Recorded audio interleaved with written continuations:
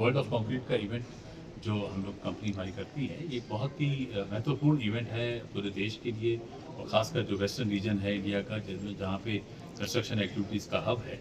और आज जो हम लोग यहाँ प्रेस कॉन्फ्रेंस कर रहे हैं, उसका सबसे बड़ा मोटिव यही था कि हम लोग मीडिया के थ्रू इस इवेंट की अवेयरनेस करना चाह रहे हैं और इस इवेंट में क्या क्या हाईलाइट्स हैं उसके बारे में बात करना चाहते हैं। तो मेरे ख्याल से मीडिया ने बहुत पेशेंटली, बहुत अच्छे से उसको समझा है, सुना है, क्योंकि कई ऐसे फीचर्स होते हैं जो शो पे होंगे, लेकिन अगर हम उसको पहले इस इवेंट से पहले पॉपुलेट नहीं करेंगे तो इंडस्ट्री के पास अवेयरनेस नहीं आएगी। जैसे हमने अंदर बात उठाई स्टार्टअप पेविलियन की, ये एक बहुत ही इम्पॉर्टेंट स्टेप है हमारे लिए, बल्कि इंडस्ट्री के लिए, क्योंकि स्टार्टअप्स जो अभी इनिशियल स्टेजेस पे होते हैं, जिनके पास फंड्स नहीं होते, वो इस तरह के प्लेटफॉर्म को ढूंढते हैं जहाँ पे उनकी आवाज़ को सुना जाए और जो उनके आइडियाज़ हैं उनको कोई सुनने वाला, और उसके ऊपर अगर आइडियाज़ अच्छे हैं, मतलब अगर कमर्शलाइज होने के लायक हैं, तो कोई उन्हें फंडिंग भी दे सके।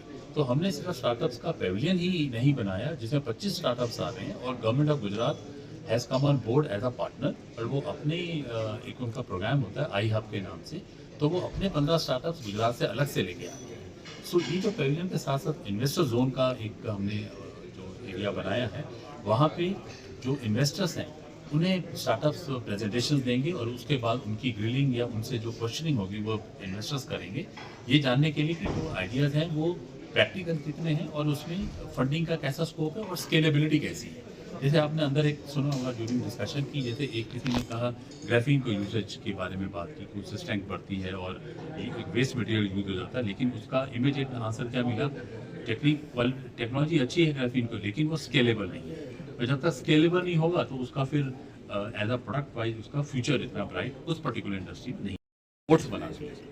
तो जैसे ब्यूरो ऑफ इंडियन स्टैंडर्ड है BIS, और उनके साथ एक NCB है, national council for building materials, वो हमारे साथ जुड़े हैं और वो 2 घंटे का प्रोग्राम कर रहे हैं, जिसके अंदर आने वाले समय में क्या कोड IS 46 का में क्या चेंजेस होने जा रहे हैं जो कि इंडस्ट्री के लिए एक रेवोल्यूशन का काम करेंगे, क्रांति का काम करेंगे, तो उसके बारे में 2 घंटे की उनकी होगी। तो इस तरह से बिजनेस तो खैर फ्लोर पे होता रहेगा, क्योंकि 300 से ज़्यादा कंपनीज हैं, 15,000 से ज़्यादा विजिटर्स आएंगे, वो तो एक पहलू हो गया सिक्के का कि बिजनेस के लिए हम लोग इवेंट कर रहे हैं, लेकिन उसके साथ साथ जो नॉलेज का डिसेमिनेशन है, नॉलेज की बांटना है, ज्ञान बांटना है, और किस तरह से नई टेक्नोलॉजीज क्या हैं, उससे क्या हमारे फ़ायदे होंगे।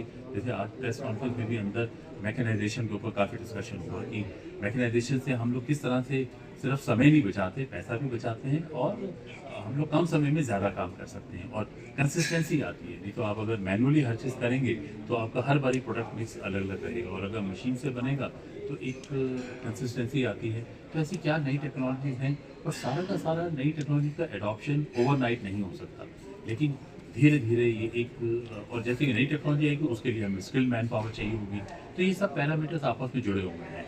सस्टेनेबिलिटी के अंदर बहुत बड़ी डिस्कशन हुई कि किस तरह से नई बिल्डिंग में ऐसे मटेरियल्स आने चाहिए, ये परफॉर्मेंस एनहेंसमेंट के केमिकल्स आने चाहिए, जिससे सेक्टर और ज़्यादा हाई परफॉर्मेंस ड्रिवन बने। ये सब जानकारी, ये सब अवेयरनेस एक भारत जैसे देश के अंदर, जो कि बहुत ही बड़ा देश है और 140 करोड़ की पॉपुलेशन को मैनेज करना आसान नहीं है, एजुकेशन लेवल्स काफ़ी अलग अलग हैं, तो वहाँ तक पहुँचने में बहुत मेहनत लगती है, एफर्ट लगता है, लेकिन सबसे अच्छी बात है कि हर कोई अपनी अपनी दिशा में कदम आगे बढ़ा रहा है, और मेरे ख्याल से ऐसे हाथ में हाथ मिला के ही हम लोग देश को आगे बढ़ा सकते हैं। Thank you very much. मी मनोज देशमुख आहे। मी बिल्डर्स असोसिएशन ऑफ इंडिया महाराष्ट्राचा आत्ता सध्याचा सेक्रेटरी आहे आणि 1941 साली बिल्डर्स असोसिएशन फॉर्म झालेलं आहे। तेव्हा म्हणजे इंडिपेंडन्स फॉर्म झाले आणि तेव्हा बिल्डर्स म्हणजे those who build the nation, म्हणजे ब्रिटिशांनी ही संस्था स्थापन केलेली। आज आमची संस्था पुण्यात स्थापन 41 साली झाली आणि आता आम्ही काश्मीरपासून कन्याकुमारी आणि वेस्ट बेंगॉलपासून गुजरातपर्यंत आमचे 250 सेंटर्स आहेत आणि 1.5 लाख मेंबर्स आमचे डायरेक्ट आणि इनडायरेक्ट मेंबर्स आहेत। आता आमच्याकडे रिअल इस्टेट डेव्हलपर्स आणि कन्स्ट्रक्शन म्हणजे सगळेजण आम्ही मेंबर्स आहोत। आता आम्हाला सध्याचा टार्गेट आहे किंवा आता जसं प्राईम मिनिस्टरची गतिशक्ती योजना आहे, जेव्हा 100 लाख कोटी प्राईम मिनिस्टरनी 2021 साली लॉन्च केलेले आहेत आणि सगळ्या सेक्टर्समध्ये जाणार आहेत, म्हणजे रेल्वेज असतील, हायवेज असतील, वॉटरवेज असतील, इन्फ्रास्ट्रक्चर असेल, त्याच्यात हे सगळे पैशाचा विनियोग होणार आहे आणि आता भारत 3rd लार्जेस्ट इकॉनॉमी होत आहे ग्लोबली। त्यामुळे कन्स्ट्रक्शनसाठी हा खूप मोठा अपॉर्च्युनिटी आहे। पुढचे 25-30 वर्ष तरी आम्हाला दिसतं की भरपूर काम आहे।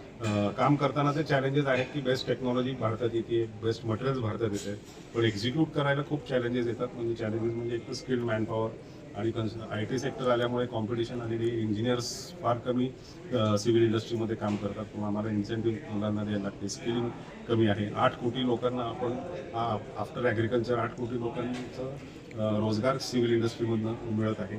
त्यामुळे आम्ही आता स्किलिंगसाठी काम करतो आणि जास्तीत जास्त लोक कशी आम्हाला जॉईन होतील, इंडस्ट्रीकडनं आम्ही कसे पुढे येऊन त्यांना जास्त सुरुवातीचे पॅकेजेस कसे देता येतील, इंजिनियर्सना, लेबर्सचं ट्रेनिंग आणि लेबर्सना चांगले सोयी साईटवर कशा करता येतील, अशा कामातनं आम्ही हे वेगवेगळे असोसिएशन्स एकत्र काम करतोय.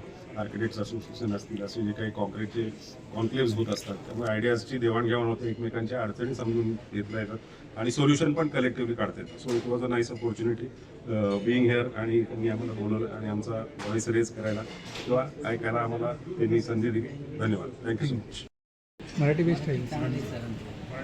मराठीमध्ये माझं नाव आप्पासाहेब भोसले. मी इंडियन कॉन्क्रीट इन्स्टिट्यूटचा पास्ट सेक्रेटरी आहे आणि मी विजी सेक्टर कन्स्ट्रक्शन कंपनीमध्ये इंजिनिअरिंग डिव्हिजनचा हेड आहे. आपल्या पुण्यामध्ये रिअल इस्टेटचं जे काही मार्केट आहे किंवा जे असं जी डिमांड आहे ती पहिल्यापासून चांगली आहे आणि इवन देशामध्ये जे काही अग्रगण्य सिटी आहे त्याच्यामध्ये पुण्याचा हा बऱ्यापैकी डिमांडमध्ये नंबर लागतो असं आहे. तर ह्याच्यामध्ये 2 टाईपचे जे कन्स्ट्रक्शन आहेत तर त्याच्यामध्ये एक नवीन प्रोजेक्ट आणि रिडेव्हलपमेंट प्रोजेक्ट असे 2 टाईपचे प्रोजेक्ट चालतात. तर रिडेव्हलपमेंटमध्ये पुण्यामध्ये आता बऱ्यापैकी ह्याला सेक्टरला डिमांड आहे. त्याच्यामध्ये जास्तीत जास्त कन्स्ट्रक्शनचे जे स्पीड आहे ते वाढवण्यासाठी मेकॅनायझेशन जे आहे कन्स्ट्रक्शनचं त्याची खूप गरज आहे आणि प्रीफॅब्रिकेटेड स्ट्रक्चर्स जसं प्रीकास्ट कन्स्ट्रक्शन टेक्नॉलॉजी या सिस्टम जर का अडॉप्ट झाल्या तर याच्यामध्ये प्रोजेक्ट लवकरात लवकर कंप्लीट होण्यासाठी, चांगली क्वालिटी अचीव करण्यासाठी, नंतर सेफ्टीसाठी आणि क्वालिटी बेसिकली मिळण्यासाठी चांगली मदत होईल. So new Pune also required the new systems and the technology and mechanization for the faster, safer and economical construction systems. So this is the need of today, being we are going for a high-rise building in Pune now.